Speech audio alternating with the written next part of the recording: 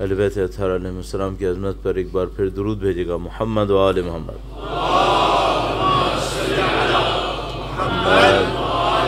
मोहम्मद वाजिल फरजहुम फातिहा। बिस्मिल्लाहिर्रहमानिर्रहीम। अर्रहमानिर्रहीम मालिक यौमिद्दीन। इय्याका नअबुदु व इय्याका नस्तईन। इहदिना सिरातल मुस्तक़ीम सिरातल लज़ीना अनअमता अलैहिम गैरिल मग़ज़ूबि अलैहिम वलद्दाल्लीन। बार दीगर दुरूद भेजेगा मुहम्मद व आले मोहम्मद पर।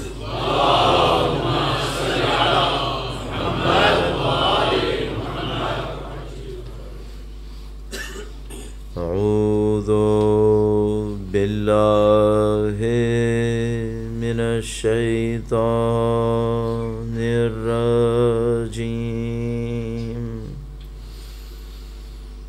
बिस्मिल्लाहिर रहमानिर रहीम। अल्हम्दुलिल्लाहि रब्बिल आलमीन। वस्सलातु वस्सलामु अला सय्यदिल अंबिया'i वल मुरसलीन। हबीबे इलाहिल आलमीन अबिल क़ासिम मुहम्मद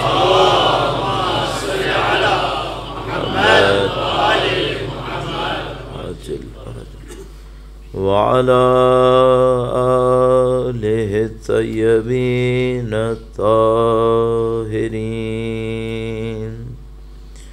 सिय्यमा बक़ियतुल्लाहि फ़िल अराज़ीन। क़ालल्लाहु तआला फ़ी किताबिहिल करीम। बिस्मिल्लाहिर रहमानिर रहीम। अम हसिबता अन्ना अस्हाबल कहफ़ि वर्रक़ीम कानू मिन आयातिना अजबा। दुरूद भेजेगा मुहम्मद व आले मोहम्मद।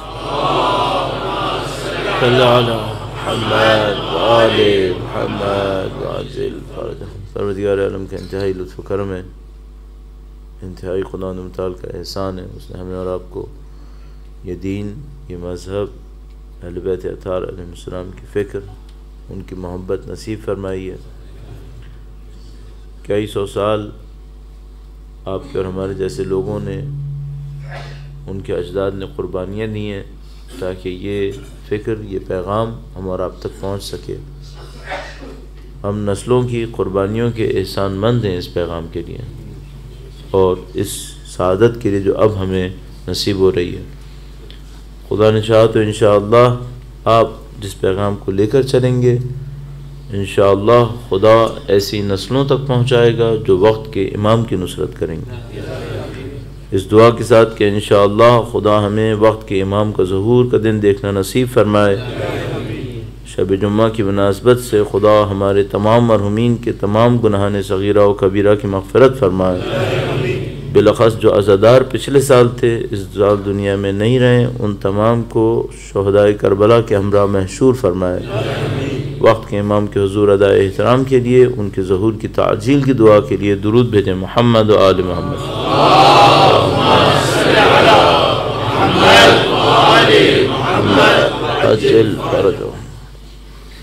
परवरदिगार आलम ने अहले बैत अत्हार अलैहिस्सलाम के ज़रिए से जो पैगाम, जो फ़िक्र हम तक पहुँचाई है, उसका बेहतरीन इज़हार हमें करबला के मैदान के अंदर नज़र आता है।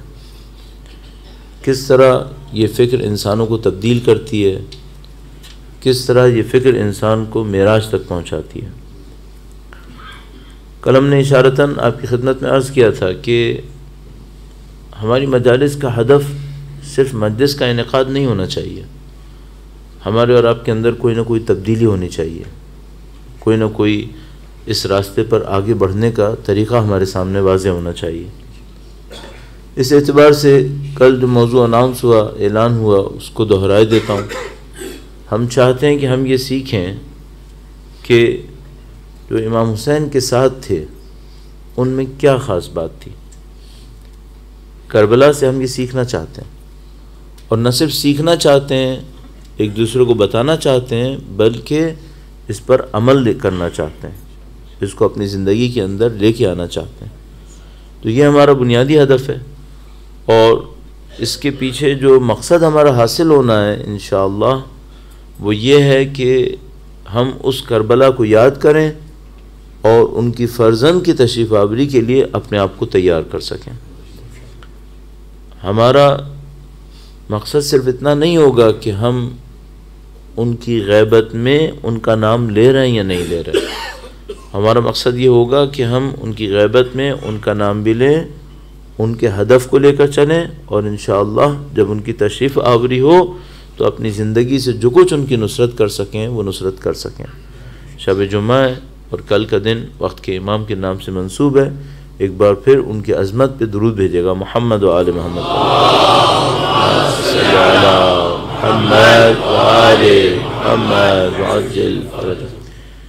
हम जानते हैं कि इंसान जब पैदा होता है तो बहुत सारी सलाहियतों के साथ पैदा होता है। खुदा ने ऐसा नहीं किया हुआ कि किसी भी इंसान को आलिम पैदा किया हो।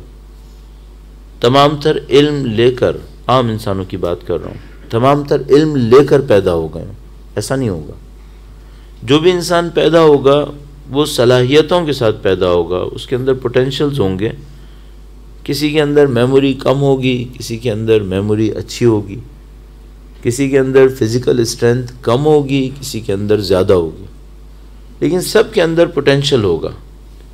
अब इस पोटेंशियल को अगर आप अच्छे तरीके से बना चुके, इसको आपने अच्छी तरीके से डेवलप कर लिया, इस अमल को, इस पूरे प्रोसीजर को हम लोग तज़किया कहते हैं। ये तज़किया है। एक बच्चा पैदा हुआ, उसका जिस्म तो तकरीबन खुद ब खुद बढ़ेगा। बहुत कम रिक्वायरमेंट्स हैं इंसान के जिस्म के लिए, वो खुद ब खुद बढ़ेगा। और ताज्जुब की बात यह है, बल्कि अफसोस की बात भी ये है कि हमारी दुनिया के अंदर सैकड़ों, hundreds of billions of dollar हर साल इस बात पे तो लगते हैं कि इंसान का जिस्म क्या होगा। काश इसका 1/10 हम लोग रूह के ऊपर लगा देते, 1/10 इसका, हत्ता बल्कि शायद उससे भी कम हम अपने नफ्स के ऊपर लगा देते कि इसकी तरबियत कैसे होगी। जिस्म ने वैसे ही बढ़ना था, उस पर इतना पैसा लगाया है, इतनी रिसोर्सेज लगाई हैं, इतनी तवज्जो लगाई है, काश इसकी रूह के ऊपर लगा देते, नफ्स के ऊपर लगा देते और इसकी तरबियत पे लगा देते, तो जितनी बीमारियों के हमें इलाज करने होते वो बीमारियां आती ही नहीं फिर हमारे पास। पहले हम गलती करते हैं, तरबियत नहीं करते, बेतरबियत लोग बड़े हो जाते हैं। फिर ये जो बेतरबियत लोग बड़े होते हैं, ये पहले स्टेज में स्पिरिचुअली बीमार होते हैं, फिर दूसरे स्टेज में ये फिजिकली बीमार होते हैं, फिर तीसरे स्टेज में ये दूसरों को भी बीमार कर देते हैं। फिर जब ये सारी बीमारियां फैला लेते हैं तो हम लोग फिजिकल बीमारियों का इलाज करते हैं और स्पिरिचुअल बीमारियों को और उसकी हेल्थ को कोई पूछने वाला नहीं होता। और हम लोग इस डायलेमा के अंदर फंसे हुए हैं, हम लोग की ज़िंदगी यहीं गुजर रही है। अब मुझे जो करना है वो ये है कि ये जो हम सैयदुश शुहदा के वाक़े से सीखें और इसको अपनी ज़िंदगी के अंदर लेकर आएँ। इस प्रोसीजर को, इस अमल को हम लोग तरबियत कहते हैं। तरबियत के हवाले से आज मैं आपकी खिदमत में कुछ चीज़ें पेश करूँगा और इस दुआ के साथ कि इंशाअल्लाह खुदा हमें अपने दीन के अंदर तरबियत हासिल करने की सआदत नसीब फरमाए इंशाअल्लाह। एक बार फिर दुरूद भेजेगा मोहम्मद व आले मोहम्मद सल्लल्लाहु अलैहि वसल्लम। मेरे सामने और आप हम सब के सामने तरबियत के हवाले से बहुत सारे क्वेश्चंस हैं और बहुत सारे कंसर्न्स भी हैं। अभी कुछ वक्त पहले मेरे किसी दोस्त ने, कि जो आपके जैसे किसी मुल्क के अंदर रह रहे थे, मुझे एक बच्ची के बारे में एक ईमेल किया और उस बच्ची की कम उम्र की तस्वीर उस ईमेल में लिखी हुई थी, जो मेरे ख्याल में शायद वो बच्ची उस वक्त प्राइमरी स्कूल में होगी। बहुत खूबसूरत पर्दा किया हुआ था उसने, बहुत खूबसूरत। शायद 5 साल या 6 साल के बाद की उस बच्ची की तस्वीर एक और लगाई थी उसने, थोड़ा सा ब्लर करके करना पड़ गया था। उस बच्ची ने किसी ब्यूटी कॉन्टेस्ट में शिरकत की थी। फिर उस ईमेल के अंदर मुझे बताया था कि इस बच्ची का मदरसे में रिकॉर्ड क्या था, बेहतरीन रिकॉर्ड था। ये डायलेमा हमारे सामने है। अच्छा, ये तो मैंने बच्चों के लिए अर्ज कर दिया या बच्चियों के लिए अर्ज किया, बड़ों के लिए मामला सही है क्या? मसलन हम सब जानते हैं, कल मैंने इशारतन अर्ज किया और उससे पहले मुख्तलिफ जगहों के ऊपर तफसील से भी कह चुका हूँ, क्या हम लोग मुतमईन हैं अपने कामों के रिजल्ट से? जो काम हम दीन के नाम पर कर रहे हैं, ये जो हम दीन के नाम पर काम कर रहे हैं, क्या ये काम हमें वो रिजल्ट्स दे रहे हैं जो दीन हमसे चाहता है? तो अगर यहाँ पे सर्वे नहीं किया जा सकेगा, लेकिन अगर सर्वे कर लें, मेरा अपने ही ख्याल है कि शक नहीं है कि ज़्यादातर लोग कम से कम ये कहेंगे कि हमें वो रिजल्ट नहीं मिल रहा जो हमें मिल जाने चाहिए थे। अच्छा, ये अलग डिस्कशन है कि वो रिजल्ट्स हैं कौन से जो हमें मिलने चाहिए थे। उसकी वजह यह है कि बाद औक़ात हम लोग इतने बेखबर हो चुके होते हैं कि जो नहीं होना चाहिए था उसको समझते हैं ये तो होना था, और जो हो जाना चाहिए था, जो हमें मिलना चाहिए था दीन से, उसके बारे में हमें पता ही नहीं है, अंदाज़ा ही नहीं है, और हम इस खुशफहमी में रह जाते हैं कि हमने सब कुछ हासिल कर लिया। मुझे याद है, मैं एक दफ़ा किसी जगह पे गया तो वहाँ पे किसी ने मुझसे पूछा कि मौलाना, हम नमाज पढ़ते हैं, हम रोज़ा रखते हैं, हज भी हमने कर लिया है, पैसा होता है तो खुम्स भी दे देते हैं, अब दीन में कुछ बचा है जो हमें करना है? अब कुछ है आगे पीछे? तो मैं इसको सिर्फ यही कहूँगा कि तुम्हें दीन और इस्लाम से अभी अलिफ भी समझ में नहीं आया। कल मैंने इसीलिए आपकी खिदमत में तफसील से अर्ज किया, किसको हुसैनी कहूँ? वो जिसके नाम में हुसैनी है, या मसलन मेरे जैसा मुर्तज़ा नाम है, काफ़ी है? नहीं, जो इबादतें उनकी तरह करता है, अय्याम उनकी तरह मनाता है, इतना काफ़ी है? मैंने कहा नहीं, काफ़ी नहीं है।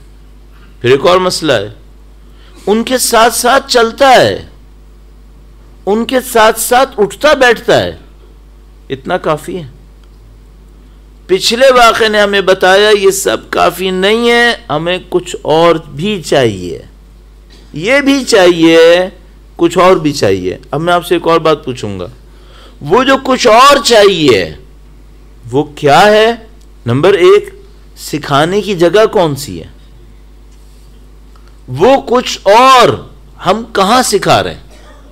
अच्छा, अब ये दुनिया हमारे सामने है, आप नहीं सिखाएंगे लोग नहीं सीख पाएंगे। बस पाकिस्तान में मुझसे कोई ये कहता है, भाई ये तुम ट्रैफिक देख रहे हो, यहाँ पे हम गाड़ी नहीं चला सकते, तो मैं उनसे कहता हूँ इन लोगों को बुरा भला मत कहो, क्या इनको सिखाने का किसी ने इंतज़ाम किया है? इनको किसी ने ड्राइविंग सिखाई है क्या? इनके जिस बच्चे को एक्सीलरेटर दबाना आ गया है वो गाड़ी लेके बाहर आ गया है। अगर तुमने सिखाने का बंदोबस्त नहीं किया है, लाइसेंस एनफोर्स नहीं किया है, रूल्स रेगुलेशन एनफोर्स नहीं किए हैं, अब अगर यहाँ पे ये ट्रैफिक का मैस है तो इनको बुरा भला क्यों कह रहे हो? पहले सिस्टम बनाओ। अब मैं आपसे भी यही बात अर्ज करूंगा, अगर आप मुझसे कहें हमारे बच्चे शुरू में बड़े अच्छे चलते हैं, बड़े होके मामला खराब हो जाता है, तो ये कॉलेज में कोई गड़बड़ है। कॉलेज में गड़बड़ बाद में है। ये बताओ नीचे सिखाने के लिए सिस्टम कहाँ पर है, और जो सिस्टम सिखा रहा है वो काम कर रहा है। लाइसेंस की ब्रांच तो कराची में भी है, वो लाइसेंस देती कैसे है ये तो मुझे भी मालूम है, ट्रैफिक पुलिस वहां पर है, लेकिन वो करती क्या है। अब मैं आपसे भी यही कहूंगा, अब मुझे यकीन है यहाँ पे हमारे कुछ दोस्त अहबाब होंगे, वो मुझसे ये कहेंगे कि मौलाना तकरीबन सब कुछ सही है, ज़रा ज़रा सा शायद कुछ कम रह गया होगा, बाकी हमारे पास सब कुछ सही है। और अगर मैं तालिब इल्म हूँ और 30 ईयर्स 32 ईयर्स मुझे हो गए स्टूडेंट हुए हुए, तो मैं आपको बता रहा हूँ सब सही नहीं है, कंफर्म सही नहीं है। जो मुझे कोशिश करनी है वो आपको ये बताना है कि वो जो कम है वो कौन सा है। अब इसको बताने के लिए फिर दोबारा करबला की तरफ वापस जाएंगे, और हम हर रोज़ यही काम करेंगे। हम बात शुरू करेंगे, फिर करबला से रुजू करेंगे, करबला से सीखेंगे, उसको इम्प्लीमेंट करने की कोशिश करेंगे, और यही हमारा टॉपिक है। दुरूद भेजेगा मोहम्मद व आले मोहम्मद,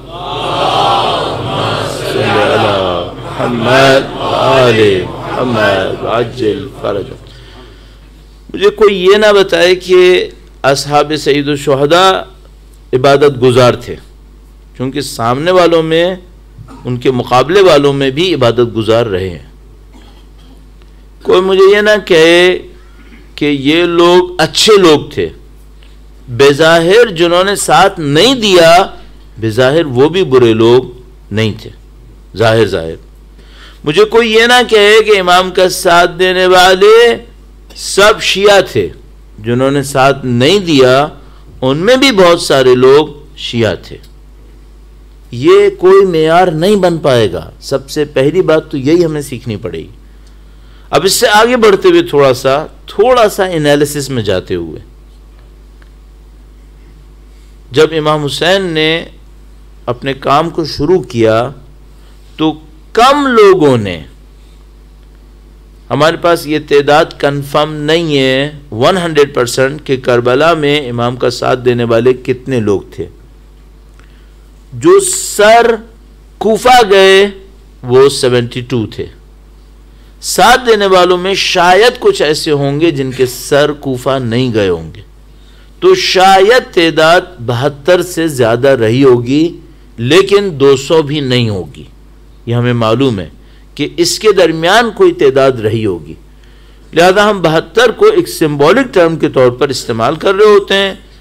मैं एहतियातन इसलिए जुमला कह देता हूँ, कोई बाद में मुझ पर गिरफ्त ना करे कि क्या आपने फला रिसर्च नहीं पढ़ी कि 72 से थोड़े से ज़्यादा थे, तो मैं इस खातिर जुमला अर्ज़ कर रहा हूँ।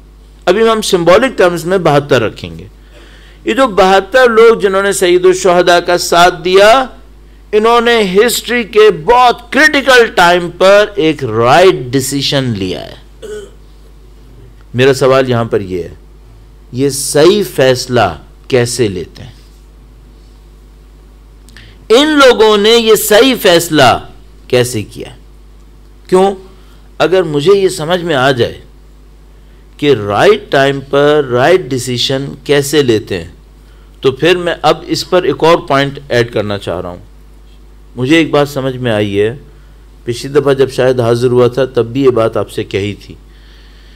हम लोगों की ज़िंदगी सिर्फ, पूरी ज़िंदगी सिर्फ चंद डिसीशंस हैं, इसके सिवा कुछ नहीं है। मैं जो कुछ भी हूँ, मैंने पीछे अपनी 50 साल की ज़िंदगी में तकरीबन कुछ फ़ैसले किए हैं। सही हैं ये हूँ, गलत हैं तब ये हूँ। अगर ये फैसले ना लेता जो मैंने पीछे किए, बिल्कुल कुछ और होता। इसलिए मैं हमेशा अर्ज करता हूं, हम लोग सिर्फ अपने फैसले हैं, हम लोग इसके सिवा कुछ नहीं है। आप और मैं जो कुछ भी हैं, आदत में, पर्सनालिटी में, रिजल्ट में, प्रोडक्टिविटी में, ये हमारे डिसीशंस हैं, इसके सिवा कुछ नहीं है। और मुझे एक और बात, इसमें 2 पॉइंट और भी समझ में आते हैं। एक तो है कि हम लोगों की ज़िंदगी जो कुछ भी है, हमारे कुछ डिसीशंस का रिजल्ट है, बल्कि मैं तो रिजल्ट भी नहीं कहता, बल्कि कहता हूँ डिसीशंस ही हैं। दूसरी बात जो मुझे समझ में आती है इसके साथ 2 पॉइंट। पहली बात, ये ज़्यादा नहीं है, बहुत कम है, बहुत कम है। जो मेजर डिसीशंस हैं मेरा अपने ख्याल है 10 भी नहीं है। बाकी छोटे छोटे फैसले तो आप करते रहते हैं। मसलन आज आपने यहाँ आना है या नहीं आना है, आपने फैसला किया, लेकिन ये फैसला पीछे कोई बहुत बड़ा फैसला हुआ था, उसका रिजल्ट है, आगे कुछ नहीं है। फिर मैं ये मजलिस पढ़ने यहाँ आया हूँ चूँकि मुझे मजलिस पढ़नी है, और मजलिस मुझे क्यों पढ़नी है? चूँकि मैंने 17 साढ़े 17 साल की उम्र में अपनी ज़िंदगी में एक फ़ैसला किया था कि मुझे दीनी तालिब इल्म बनना है। ये मेजर डिसीशन था। मैंने पूरी ज़िंदगी देखी अपनी, तो मुझे लगा कि शायद मैंने बड़े फ़ैसले 5-6 से ज़्यादा नहीं किए। बाकी जो कुछ भी किया है उन फैसलों के कॉन्सिक्वेंसेस हैं, उसके अलावा कुछ नहीं है। ये एक बात कि फ़ैसले बहुत कम हैं। एक और बात समझ में आई है, ज़्यादातर फ़ैसले हमें उस वक्त करने होते हैं जब उन फैसलों के लिए हम मैच्योर भी नहीं होते, हमें उन फैसलों का पता भी नहीं होता। मैं मिसाल अर्ज़ करूँगा, दुरूद भेजेगा मोहम्मद व आले मोहम्मद,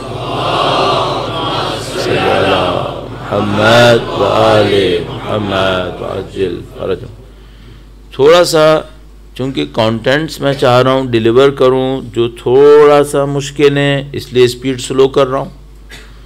दूसरा मसला ये है कि ये उर्दू में है, और ज़्यादातर लोग जो यहाँ पर बैठे हैं वो उर्दू के एक्सपर्ट्स हैं, इसलिए इसकी स्पीड थोड़ी सी कम करनी पड़ेगी। और इसमें उर्दू के जो प्रॉब्लम्स आ रही हैं मेरे बोलने में, वो मुझे अच्छी तरह पता है। बाद में कोई उर्दू दान मुझे आकर ये ना बताए कि आपने फ़लाँ जुमला सही नहीं कहा, फ़लाँ जुमला, ये मुझे अच्छी तरह पता है। लेकिन मुझे टास्क जो इस वक्त मेरे सामने है वो उर्दू बोलना नहीं है, बात समझाना है, ये टास्क है। अब वो उर्दू बने या उर्दुग्लिश बने, मुझे इसकी कोई परवाह नहीं रहेगी। दुरूद भेजें मोहम्मद व आले मोहम्मद।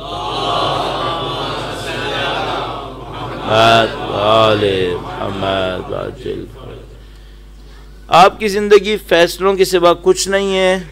फ़ैसले थोड़े से हैं, और फ़ैसले जब कर रहे होते हैं तो वजह भी पता नहीं होती। कल शायद मैंने आपकी खिदमत में अर्ज़ किया था कि जिस आदमी ने इमाम से कहा कि मैं आपको शमशीर दूंगा, मैं आपको घोड़ा दूंगा, बाद में सारी ज़िंदगी रोता रहा, मैंने ये काम क्यों किया, या शायद यहाँ नहीं कहा हो, कहीं और कहा हो। सारी ज़िंदगी रोता रहा कि मैंने इमाम से ये क्यों कहा कि मैं घोड़ा दूंगा और शमशीर दूंगा, मुझे जान देनी चाहिए थी। उस वक्त पता था? नहीं। ये कॉम्प्लिकेशन है। और मैं इसके ऊपर और एडिशन करूं, शायद अब तक मैं अपनी ज़िंदगी के सारे बड़े फैसले कर चुका हूँगा। अब चेंज करना भी मेरे लिए आसान नहीं होगा, क्योंकि मैं मेजर डिसीजंस ले चुका हूँगा। बहुत खुशकिस्मत लोग हैं जिनको करबला जैसी जगह फैसले के लिए मिलती है, जहाँ हर चीज़ क्लियर कट होती है, ये सही, ये गलत। हम सबको क्या मिलता है? आपको करबला मिली आज तक? नहीं। तो क्या करबला वालों का इम्तिहान हुआ और आपका नहीं हुआ? आपकी जिंदगी की करबला या जा चुकी है या बगैर बताए आने वाली है। क्या जा चुकी है, वो फैसला हो चुका जिस पे करबला का रिजल्ट निकलना था, या आएगी तो बता के नहीं आएगी कि मैं वो फैसला हूं। जिन्होंने करबला में फैसले किए, क्या उनको ये बता के किया गया था कि आगे क्या होने वाला है, अब फैसला कर लो? नहीं। उनको वो माहौल मिला, इस एनवायरनमेंट में राइट डिसीजन तुम्हारी रिस्पॉन्सिबिलिटी है। आपका और मेरा शायद हो चुका हो, शायद होने वाला हो। अल्लाह से दुआ करूंगा कि खुदाया अभी या तो ना हुआ हो ताकि मेरे पास चांस हो, या अगर पीछे हो चुका हो तो मुझसे सही फैसला खुदा ने करवा लिया हो। और अगर तीसरी सूरत हाल है कि मेरा करबला वाला फ़ैसला हो चुका, नाऊज़ बिल्लाह ताला मैंने गलत लिया, तो मैं सिर्फ खुदा से यही दुआ करूँगा कि खुदाया अपने लुत्फ़ व करम से एक मौका और दे दे, ताकि मैं अपनी गलती का अगर हुई है तो मैं जुबरान कर लूँ, उसे बेहतर कर लूँ। तो मेरे ज़हन में बार बार ये चीज़ आती है, ये जो लोग सही फ़ैसला कर गए, इन्होंने ये सही फ़ैसला कैसे किया? अच्छा, आप मुझसे मत कहिएगा कि वो हिस्ट्री का एक डिसीजन था, उसे बार बार आप क्यों लेकर आ रहे हैं। क्यों? मैंने कल कहा था और अभी भी कह रहा हूँ, शायद हमें आज ही वो फ़ैसला करना पड़े, शायद कल के दिन करना पड़े, और खुदा ना करे कि गुजर ना चुका हो। तो इसको कैसे सही किया जाए, इनके अंदर क्या होता है, और इसी अमल को हम तरबियत कहते हैं। अपने बच्चों की, अपनी नस्लों की तरबियत में क्या करें। अब हमारे साथ क्या हो रहा है, हम ज़्यादातर तरबियत के नाम पर वो चीज़ें सिखाते हैं जो ज़रूरी तो हैं, उनसे हुसैनियत का डिस्टिंक्शन नहीं मिलेगा। ज़्यादातर हमारे साथ ऐसा हो रहा है। ज़रूरी है, मसलन अगर मैं अपने बच्चे को ये सिखाऊं कि नमाज कैसे पढ़ते हैं, कुरान करीम कैसे पढ़ते हैं, इबादतें कैसे अंजाम देते हैं, अज़ादारी में कैसे शिरकत करते हैं, ये सब इंतहाई ज़रूरी है। अगर मैंने नहीं सिखाया तो मैं अच्छा बाप नहीं होऊंगा। लेकिन एक और मसला है, हुसैनी बनने के लिए जो चाहिए था वो सिखाया या नहीं सिखाया, कहाँ सिखाया? और सबसे बड़ा मसला तो ये कि वो है क्या। अब देखिए, मैं आपकी खिदमत में एक मिसाल अर्ज करूंगा, थोड़ी सी सख्त मिसाल, और ये मिसाल ये बता रही होगी कि बाद औक़ात हम जो लेना चाहते हैं उसका उल्टा काम कर देते हैं ना जानने की वजह से। हम कुछ करना चाहते हैं जिसको आप लोग कहते हैं काउंटर प्रोडक्टिव हो जाता है, बिल्कुल उल्टा काम हो जाता है, और वो बाज़ औक़ात उल्टा काम हमारी सोसाइटी में सेटल हो जाता है। कोई पहचान भी नहीं पाता कि ये उल्टा हो रहा है, ये सही नहीं हो रहा है। मैं एक मिसाल अर्ज करूंगा जुर्अत करते हुए, दुरूद भेजे मोहम्मद व आले मोहम्मद पर।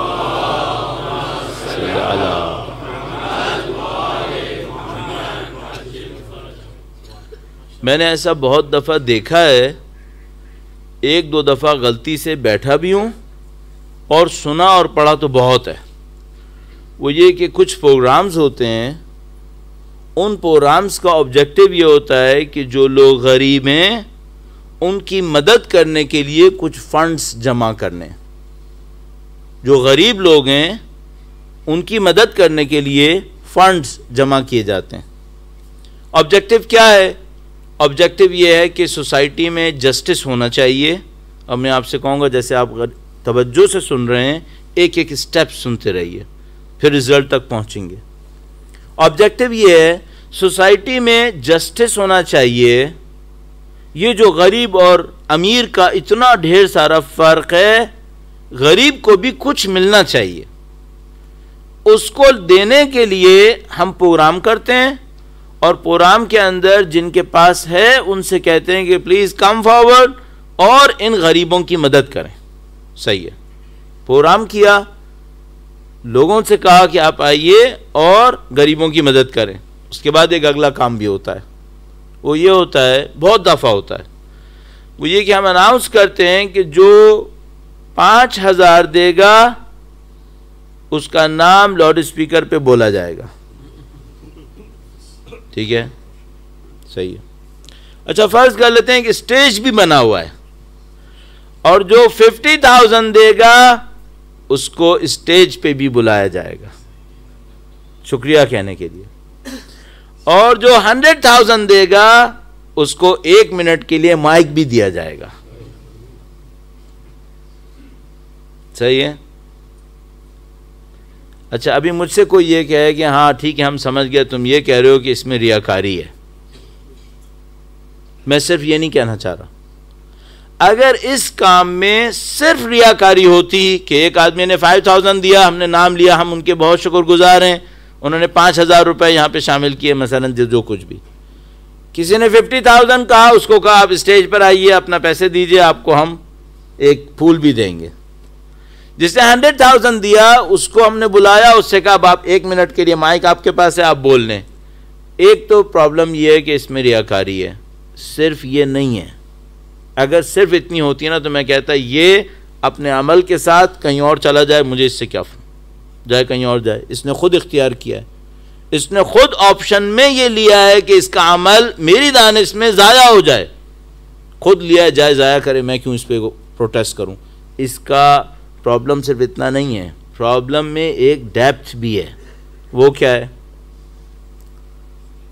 आपने ये जो नाम लिया, स्टेज पे बुलाया और 1 मिनट के लिए माइक इसको दिया, आपने रिस्पेक्ट दी या नहीं दी? रिस्पेक्ट दी। इस रिस्पेक्ट का क्राइटेरिया क्या है? कैसा? इसके पास था, इसने दिया, और देना क्राइटेरिया हुआ, और देना भी ज्यादा देना। तो मिसाल के तौर पर जिसने 100,000 दिया उसने अपनी वेल्थ का 0.1% दिया, और अगर वहीं पर कोई आदमी हुआ जिसने अपनी पूरी सेविंग, लाइफ सेविंग का 1%, 5%, 10% आपको दिया, लेकिन वो 2,000 था, तो आपने उसको वो रिस्पेक्ट दी? नहीं। तो देना मसला नहीं है, ज्यादा देना मसला है। और ज्यादा देने में भी नंबर में ज्यादा देना इशू है, क्वालिटी में ज्यादा देना इशू नहीं है। क्वांटिटी में ज्यादा देना ये इशू है। अच्छा जी, अब ये जो आपने ज्यादा नंबर वाले को ज्यादा रिस्पेक्ट दी है, एक इसमें रियाकारी हो रही है, इसका मामला खराब होगा। मैंने कहा मुझे इससे कोई सरोकार नहीं है, रियाकारी करता है नहीं करता इसका अपना मामला है। मुझे एक और इशू आ रहा है, वो क्या? आपने रिस्पेक्ट का बेस क्या रखा? पैसा। अब जब आपने रिस्पेक्ट का बेस पैसा रख लिया, मुझे रिस्पेक्ट चाहिए या नहीं चाहिए? हर इंसान को अपनी जिंदगी में रिस्पेक्ट चाहिए, मुझे भी रिस्पेक्ट चाहिए। अच्छा, अगर मैं पूरी जिंदगी स्ट्रगल करूं, एफर्ट्स करूं, और मैं फाइनेंशियली स्ट्रांग नहीं हो सका, रिस्पेक्ट मुझे चाहिए या नहीं चाहिए? और रिस्पेक्ट किस पे मिल रही है? और पैसा मैं हलाल से नहीं ला पाया,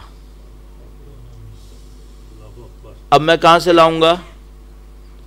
जहां से मर्जी आए, मुझे पैसा चाहिए, चूंकि मुझे रिस्पेक्ट चाहिए। मैं जलील नहीं होना चाहता, मुझे रिस्पेक्ट चाहिए।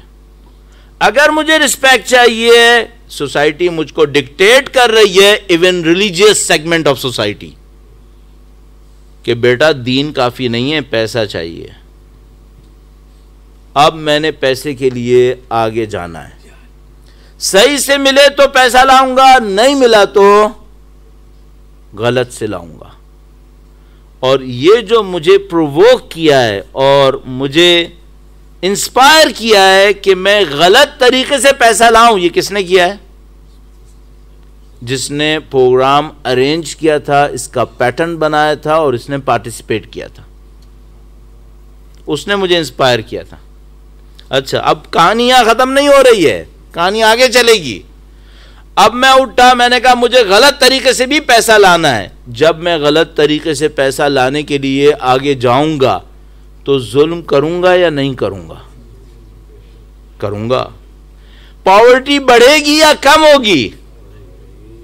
बढ़ेगी। आपको याद है मैंने क्यों प्रोग्राम किया था? मैंने प्रोग्राम किया था जस्टिस प्रिवेल करवाने के लिए, पॉवर्टी खत्म करने के लिए, और मेरे रिजल्ट क्या निकला? इनजस्टिस मैंने बढ़ाया, पॉवर्टी मैंने बढ़ाई। इसको मैं कह रहा हूं काउंटर प्रोडक्टिव। अब मैं आपसे पूछूंगा, आपने ऐसा होता देखा है या नहीं देखा है? प्रोग्राम का पैटर्न नहीं कह रहा हूं, मैं एक और बात कह रहा हूं कि वेल्थ पर प्रिविलेज मिले, ये देखा है या नहीं देखा है? एयरपोर्ट पे तो मुझे भी मिल जाती है, उसको छोड़ देना, कार्ड होगा मुझे भी मिल जाएगी।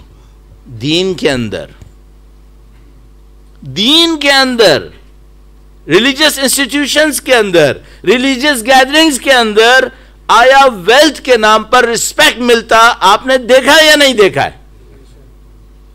इसका मतलब है यह दीन सही दीन नहीं है। यह दीन मेरे ख्याल में काउंटर प्रोडक्टिव है। यह दीन कभी भी जस्टिस नहीं लाएगा। यह दीन कभी भी इमाम अदल का साथ नहीं देगा।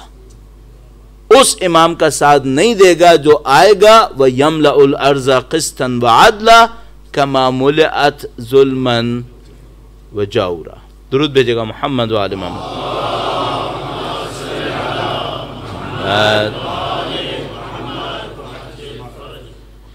मेरी बात का रिजल्ट क्या है?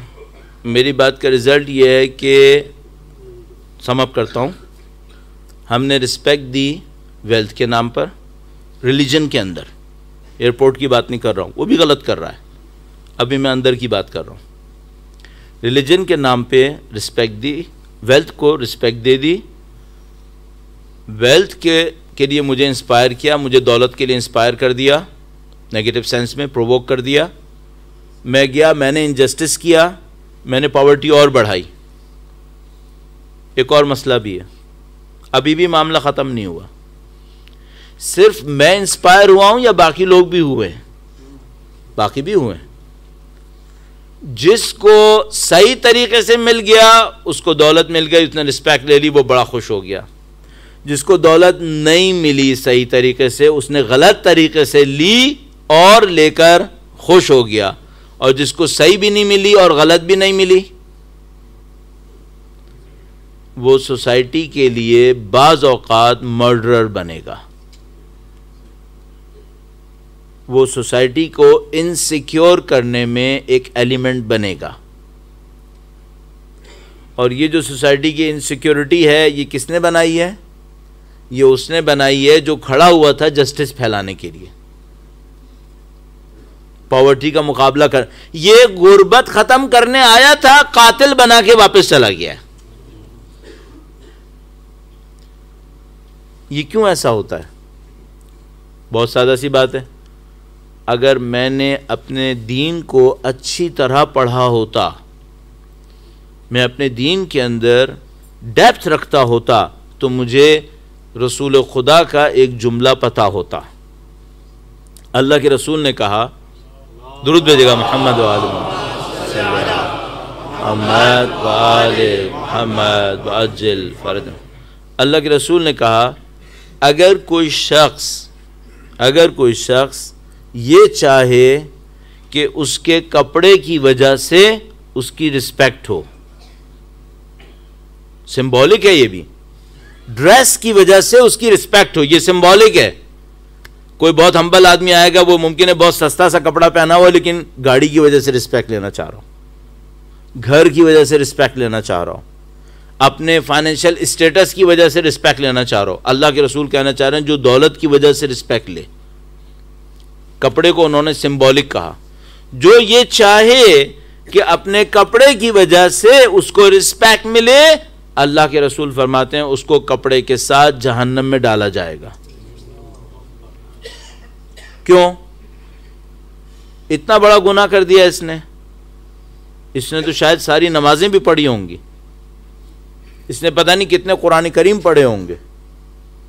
इस वजह से इतनी सख्त सजा क्यों है? उसकी वजह यह है कि इसका ये जो अमल है, ये बता रहा है कि इसको दुनिया और आखिरत में कुछ नहीं पता है।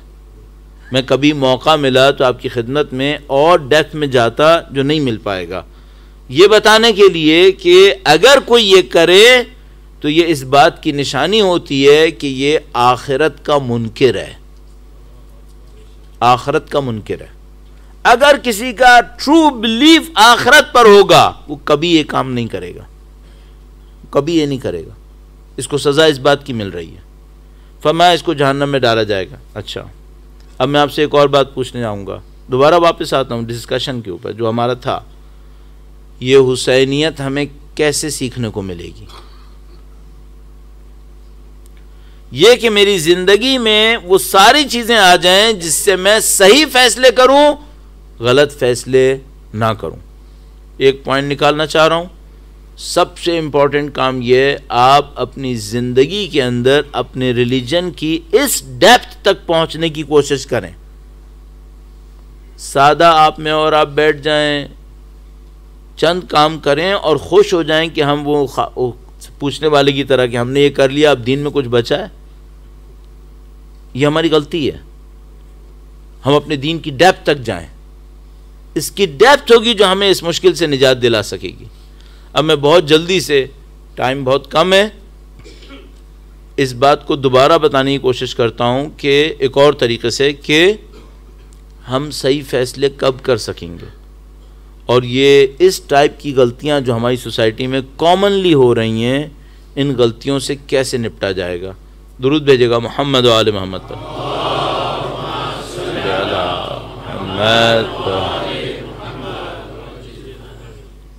अभी चंद सख्त बातें कर चुका हूँ, एक सख्त बात और करूँगा माजरत के साथ। ये माजरत तकल्लुफ़न कहिए, चूँकि मैं करने ही बैठा हूँ, मैं क्या कर सकता हूँ, तकल्लुफ़न का। एक और सख्त बात मैं कहूँगा, मुझे 30 साल हो गए तालिब इल्म बने हुए। मैंने लोगों का बिहेवियर अपने बारे में और रिलीजियस इंस्टीट्यूट्स और रिलीजियस फिगर्स के बारे में बहुत नोट किया है। मैंने नोट किया है कि ये तक़वा का एहतराम नहीं करते। लोग तक़वा का एहतराम नहीं करते, लोग पॉपुलैरिटी का एहतराम करते हैं,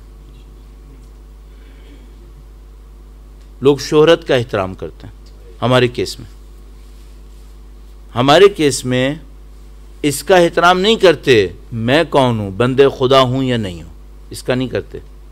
इसका करते हैं इसकी पॉपुलैरिटी कितनी है, कहाँ पे पढ़ता है। ये भी नहीं सोचते क्या पढ़ता है, ये सोचते हैं कहाँ पढ़ता है, इसके सुनने वाले कितने हैं, इसकी सोशल रिस्पेक्ट कितनी है, ये सब देखते हैं। जो दीन से सब इररिलेवेंट है। इसकी दीन में क्या हैसियत है कि मेरे सुनने वाले कितने हैं। अब मैं अगर मिसालें दूं तो सैयदुल शुहदा के सुनने वाले कितने थे उस वक्त। इसकी क्या रेलिवेंस है दीन से कि जो बंदा है इसकी सोसाइटी में रिस्पेक्ट कितनी है। जब मौला चौथे सरकार कूफा से चल रहे थे, क्या रिस्पेक्ट थी ज़ाहिरी तौर पर। ये सब क्या हो रहा है। अब मैं और आगे बढ़ने की कोशिश कर, हमारी वैल्यूज सही नहीं है अज़ीज़ान मोहतरम। हमने कुछ प्रैक्टिसेस के ऊपर अपने आप को खुश किया हुआ है। ये प्रैक्टिसेस सही डिसीजन नहीं करवाती हैं। ये प्रैक्टिसेस मुसलमान होने के लिए, अहले बैत का चाहने वाला होने के लिए, उनका मानने वाला होने के लिए बहुत ज़रूरी हैं। इनकी इंपॉर्टेंस ज़रूर है, लेकिन ये आपको उस परफेक्शन तक नहीं ले जा सकेंगे अकेले जिस पर आपने हुसैनी बनने का फैसला करना है। ये वहां तक नहीं ले जा सकेंगे। कोई ये ना समझे मैं कह रहा हूं इसकी इंपॉर्टेंस नहीं है, मैं कह रहा हूं ये बहुत जरूरी है। जाहिर है मैं खुद कर रहा हूं और करूंगा सारी जिंदगी, इसके बगैर जिंदगी नहीं गुजरेगी। लेकिन अगर मैं अपने आप को खुश करूं कि इससे मैं हुसैनी बन जाऊंगा, वो हुसैनी जो मैंने कल कहा था, काफी नहीं है। क्या चाहिए होगा आपको और मुझे? वैल्यूज को चेंज करना पड़ेगा, अपनी वैल्यूज के अंदर जाकर सोचना पड़ेगा। और ये एक बहुत बड़ा सिस्टम होगा जो मेरी और आपकी लाइफ के अंदर डिक्टेट करेगा कि राइट डिसीजंस क्या हैं। अब बहुत तेजी से राइट डिसीजन की और इन वैल्यूज के लिंक को दिखाने के लिए आपको एक पॉइंट और अर्ज करूंगा और फिर मसाइब को बयान करेंगे। दुरूद भेजेगा मोहम्मद व आले मोहम्मद पर।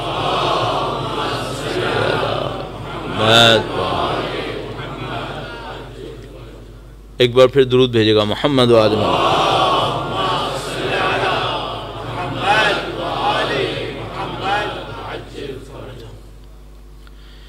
मैंने आपसे कहा कि जो आदमी वो गलत काम करेगा, वेल्थ की बुनियाद पे, दौलत की बुनियाद पे रिस्पेक्ट लेगा, असल में वो आखिरत को नहीं मानता। तो अब इस लिंक को मैं अर्ज़ करने की कोशिश करता हूँ। अल्लाह के रसूल जैसे ही आए,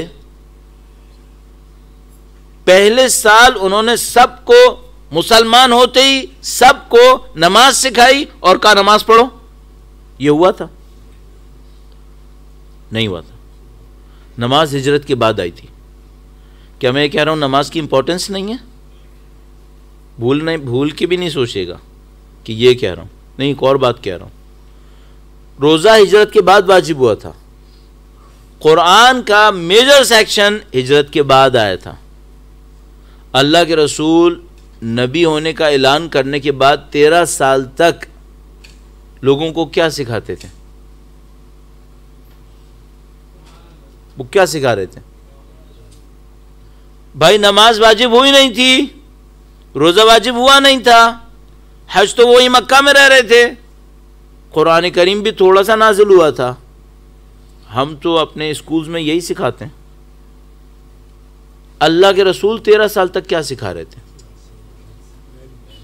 अल्लाह के रसूल सबसे पहली चीज ये सिखाते थे कि सिर्फ खुदा है जिसकी बात माननी है और किसी की नहीं माननी है। वो ये सिखाते थे ये दुनिया खत्म हो जाएगी, इसके बाद एक और दुनिया आएगी, वो असली है ये असली नहीं है।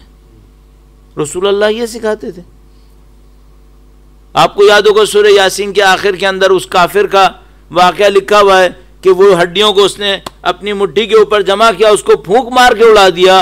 क़ौला मन युह्यिल रिमाम वहिया रमीम, युह्यिल इज़ाम वहिया रमीम, कहता है कौन इन हड्डियों को जिंदा करेगा जबकि ये चूरा चूरा हो गई हैं। काफिर की बात को नकल किया कुरान करीम ने। कुल युह्यिहा अल्लज़ी अंशअहा अव्वल मर्रतिन, इसको वही जिंदा करेगा जिसने पहली दफा इन सबको बनाया था, वो जिंदा करे। ये सब बातें अकायद की जो बातें हैं ये मक्का की हैं। हमारे यहाँ जब डिस्कशन होता है कौन सी आयत मक्का में आई कौन सी मदीना में, तो हमारे यहाँ जनरल रूल ये कहते हैं जिनका ताल्लुक बेसिक बिलीफ से है वो मक्का में आई हैं। बेसिक बिलीफ्स क्या थे?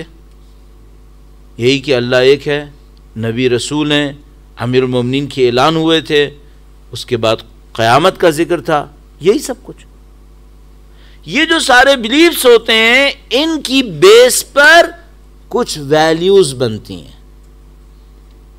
बिलीव्स क्या है और क्या नहीं है, वैल्यूज क्या होना चाहिए और क्या नहीं होना चाहिए, वैल्यूज बनती हैं। मसलन अगर आपने मान लिया कि इसके बाद एक क़यामत है तो आपके सामने वैल्यू बनेगी। वो क्या वैल्यू है? कि दुनिया की कोई हैसियत नहीं है, आखिरत सबसे अहम है। इन वैल्यूज की बेस पर आपके सामने कमांड्स आएंगे, हुक्म आएंगे, ये करो और ये मत करो। अब हम लोग क्या करते हैं? हम लोग प्रैक्टिसेस को पिक करते हैं, वैल्यूज और बिलीव्स को पीछे से हटा चुके होते हैं। उसके बाद ये प्रैक्टिसेस हमें डेवलप करने के फेज से बाहर चली जाती हैं। हमारे साथ जो सबसे बड़ी प्रॉब्लम मुझे समझ में आ रही है वो ये प्रॉब्लम है, वो ये कि हम सिंपल प्रैक्टिसेस के ऊपर चल रहे हैं।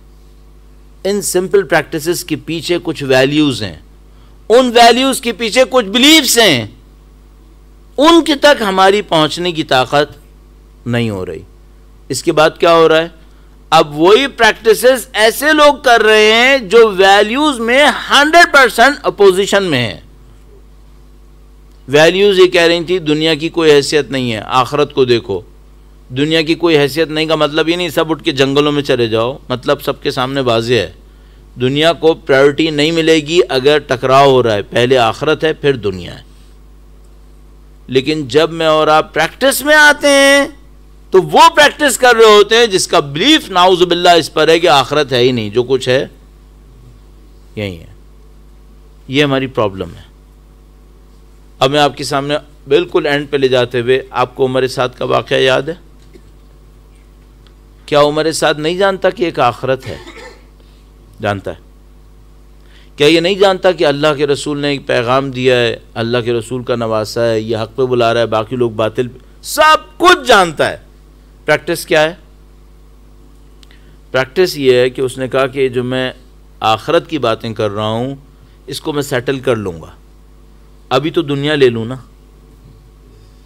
उसने अपने जुमले में कहा कि मैं अभी रह की हुकूमत ले लेता हूं, मरने से पहले तौबा कर लूंगा। प्रायोरिटी किसको दी है? दुनिया को। अब मैं एक सवाल करूंगा, अगर हम लोग अपनी वैल्यूज़ में प्रायोरिटी फिर दुनिया को दे रहे हों तो हम हुसैनी हैं? ये मेजर प्रॉब्लम है, ये मेजर प्रॉब्लम है। इसको मुझे और आपको सही करना होगा किसी तरीके से। और ये वो चीज़ है जो मैंने दूसरे ही दिन आपके सामने पूरी डिटेल के साथ कह दी है।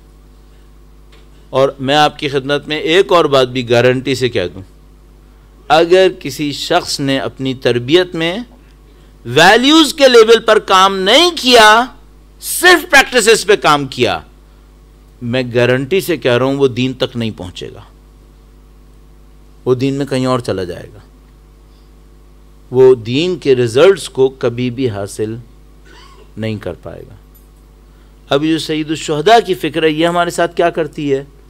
ये हमें बार बार अपनी दुनिया से निकाल कर एक और दुनिया में ले जाती है। बार बार ये फिक्र क्या करती है? हमें तंग करती है। नाऊज़ बिल्लाह ताला, अगर करबला का जिक्र हमारे दरमियान ना होता, हम लोग दुनिया पे ऐसे सेटल हो जाते कि यहां से निकलने का क्वेश्चन ही नहीं था। जो करबला हमारे साथ करती है, ये सारे वाकयात बार बार याद दिलाती है कि देखो दुनियादार गलत थे, आखिरत वाले सही थे। ये हमें पिंच करती रहती है कि तुम लोग सेटल नहीं होना। अब हम लोगों के साथ जो बदकिस्मती अगली रहती है वो ये कि जब तक हम इस फर्श पर होते हैं हम अहले आखिरत होते हैं, और जब बाहर निकलते हैं वस्सलाम नामे तमाम। हमारी कहानी ये होती है। इस बैरियर को आपने और मैंने तोड़ना होता है। हमारे साथ ये ना हो जाए, हमारी डुअल पर्सनैलिटीज ना बन जाए कि जब हम फर्श अज़ा पे बैठे तो उनको रोएं जिन्होंने आखिरत के लिए जान दी, और जब बाहर निकलें तब भी इंशाअल्लाह वैसे ही बने जो आखिरत पे जान दे रहे हैं। हमें ये करना है। और मैं अगले 8 दिन इसके ऊपर मेहनत करूंगा कि ये कैसे होता है, और इससे मुझे क्या फ़ायदा होगा और आपको क्या फ़ायदा होगा। मुझे ये फ़ायदा होगा कि जब मैं ये सब आपके सामने बोल रहा हूँगा तो अपने आप से भी पूछता रहूँगा कि तुम बेहया तो नहीं हो, बोल रहे हो, तुमने खुद किया है या नहीं किया है। और जब आपको सुना रहा हूँगा तो आपको ये फ़ायदा होगा कि आप मुसलसल अपनी लाइफ को इसके साथ कंपेयर करते रहिएगा। मेरे अंदर क्या है और क्या अभी मुझे और बनाना है। इससे मुझे और आपको ये अशरा एक नई ज़िंदगी दे सकता है इंशाअल्लाह। 2 मुहर्रम की शब है आज। मुहर्रमुल हराम हमारी ज़िंदगियों को तब्दील करने के लिए आता है। ये हमें नई ज़िंदगी सिखाने के लिए आता है। और जब भी मुहर्रम आता है और सैयदुश्शुहदा और उनके असहाब का तज़किरा होता है, एक बात हमें यकीन से पता चल जाती है कि जो यहाँ बैठे हैं उनके दिलों में इमाम हुसैन ज़िंदा हैं। अल्हम्दुलिल्लाह रब्बिल आलमीन। मेरे जैसा आदमी कहेगा खुदाया मैंने बहुत गलतियाँ की हैं, मैं अपनी ज़िंदगी के अंदर तेरे दीन पर अमल ना कर पाया हूँ शायद, लेकिन मैं खुदा से फिर भी कहूँगा खुदाया शब जुमा है अजीज़ों, मैं खुदा से ये कहूँगा कि खुदाया तेरे लिए मुमकिन है, किसी और के लिए मुमकिन नहीं है।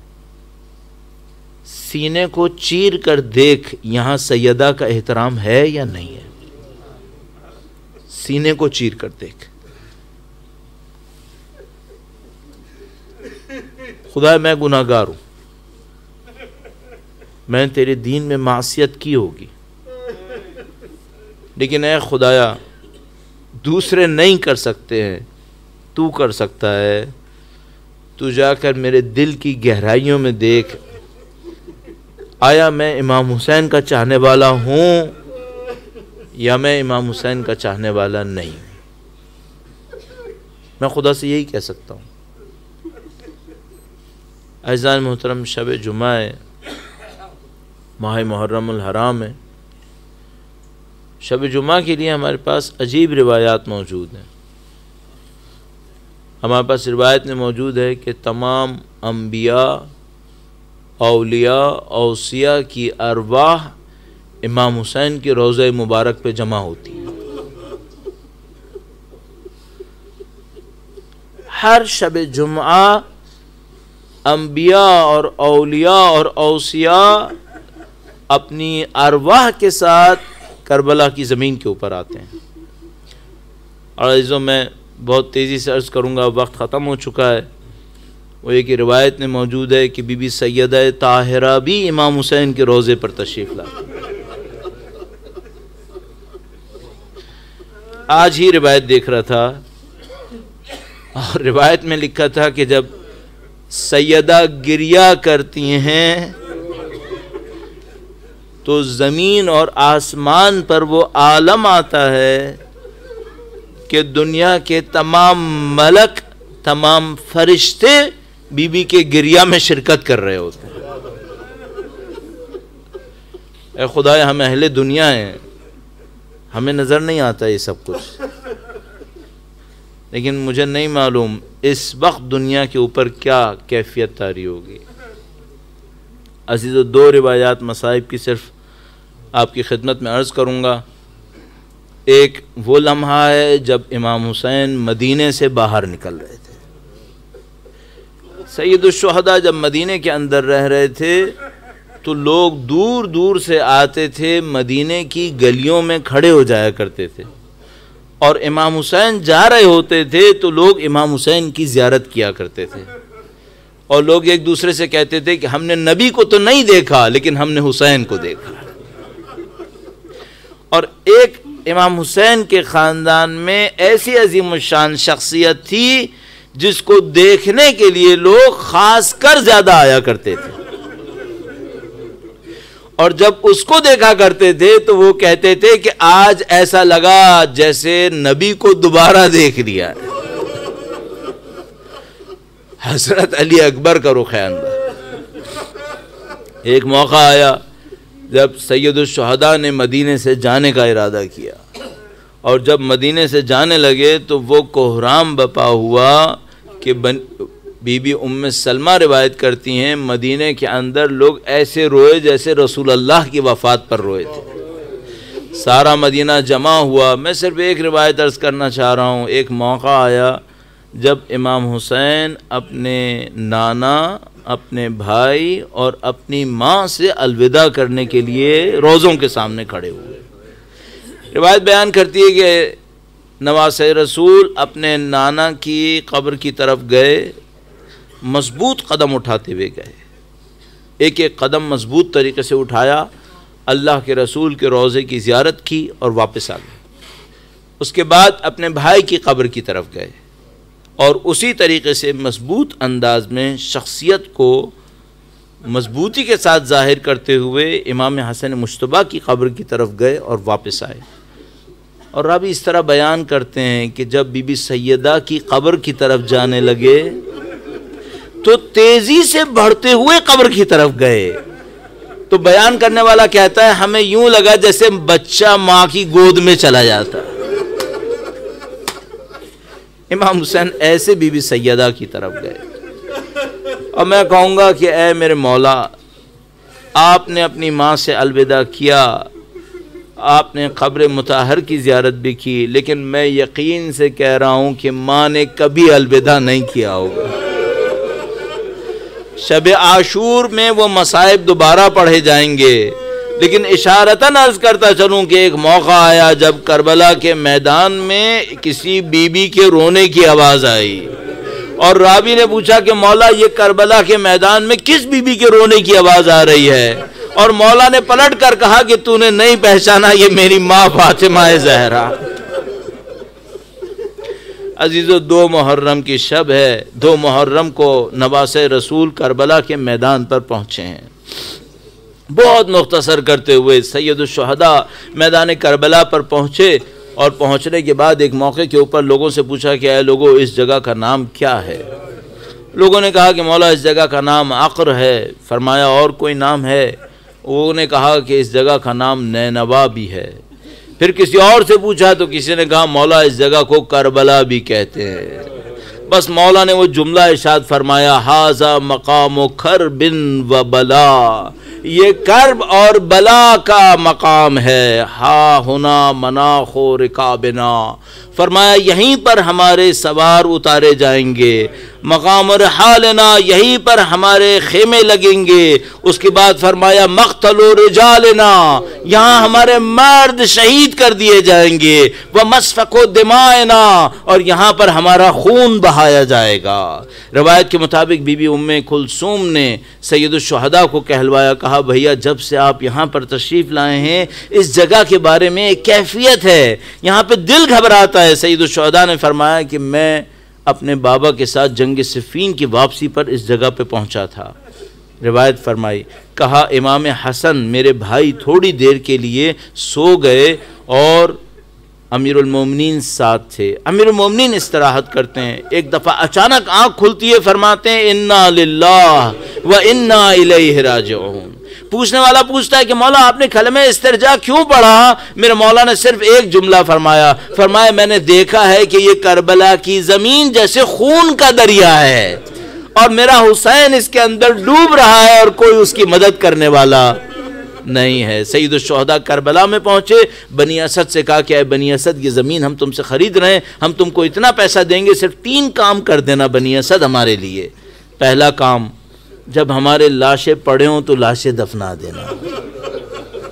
दूसरा काम, ए बनी असद कभी भी हमारे लाशों पर पानी ना बहाना, यहाँ पर नहरें ना जारी करना, यहाँ पे फसलें ना उगाना। बनी असद ने एहतराम किया। और तीसरी बात बड़ी ही अजीब बात थी, अजीज़ों आप मातम करने के लिए यहाँ पर आए, आप अज़ादारी करने के लिए यहाँ पर आए, आप 8 दिन और यहाँ पर आएंगे, इसमें आपको शायद कभी कोई मुश्किल उठानी पड़ जाएगी। बस आपकी खातिर इमाम ने फरमाया बनी असद एक तीसरा काम भी है, देखो हमारा ज़ायर यहाँ पर ज़ियारत करने के लिए आएगा, हमारा ज़ायर यहाँ पर ज़ियारत करने आएगा। 3 दिन तक तुम लोग ख्याल करना, उसकी मेहमान नवाजी करना। मैं कहूँगा मौला तू कितना करीब है, तू प्यासा रहे, तेरी औलाद प्यासी रहे और तुझे परवाह ज़ायरों की है, मातमदारों की है, अज़ादारों की है। अला लअनतुल्लाह अलल कौमिज़ ज़ालिमीन वसयअलमुल्लज़ीना ज़लमू अय्या मुनक़लिबिन यनक़लिबून। परवरदिगारा हमें हुसैन के रास्ते पर चलने की सआदत नसीब फरमा, उनके रास्ते पर चलते हुए शहादत की सआदत नसीब फरमा, वक्त के इमाम की ज़हूर का दिन, उनकी नुसरत का दिन देखना नसीब फरमा। मातम हुसैन।